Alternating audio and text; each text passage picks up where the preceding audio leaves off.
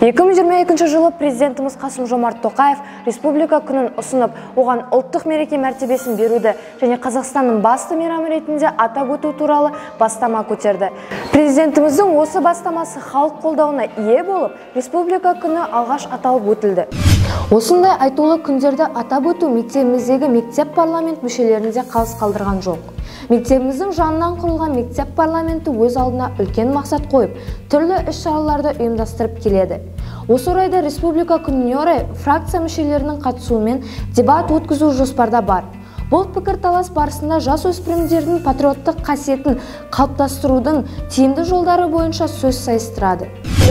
Осындай ұлттық мерекеміздің тарихынан бір сәт көз жүгіртіп, бұл айтулы күннің маңызы қандай екенін білу үшін мектебіміздің тарих пәнінің мұғалімі Есімов Аманғали Жақсатұлының пікірін тыңдап көрейік. Сонау 1990 жылы 25 қазан күні Қазақ ССР жоғары кеңесі Қазақстанның мемлекеттік егемендігі туралы декларация қабылдады. Сол күннен бастап Қазақстан өз алдына егеменді мемлекет ретінде экономикалық тұрғыдан өзінің тәуелсіздігін ала бастады. Соның үшінші 1991 жылы 16 желтоқсанда Қазақстан тәуелсіздік декларациясы қабылданды. Сондықтан біз тәуелсіз Қазақстанға қол жету жолында 1990 жылы 25 қазан республика күні маңызды ерекше жол деп айтқым келеді. Ол алғашқы кезде тойланды, кейіннен ол тойланбай қалып, былтырдан бастап қайтып тойлана бастады. Қазақстан халқы үшін 25 қазан нағыз ұлттық мейрам мереке болып табылады. Бұл күн біздің республика күні. Республика деген бұл Қазақстан республика, біздің отанымыз. Қазақстаннан басқа отан жоқ. Сондықтан 25 қазан республика күнінің мәртебесінің қайтарылғанына бүкіл қазақстандықтар қуанды.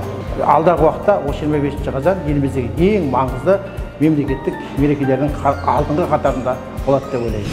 Жарқырап жаңған күнде азаттығы, көрінер ұлтымның да ғажаптығы. Республика күнімен құттықтаймын, өткені ол ұлт күні, қазақ күні. Бұл күн ата-бабамыздың аңсаған арманының жүзеге асқан, елімізге еркіндік сыйлаған ұлы күн болып қала бермек. Осындай маңызы бар тарихи думанда еліміздің туы асқақтайтыны сөзсіз.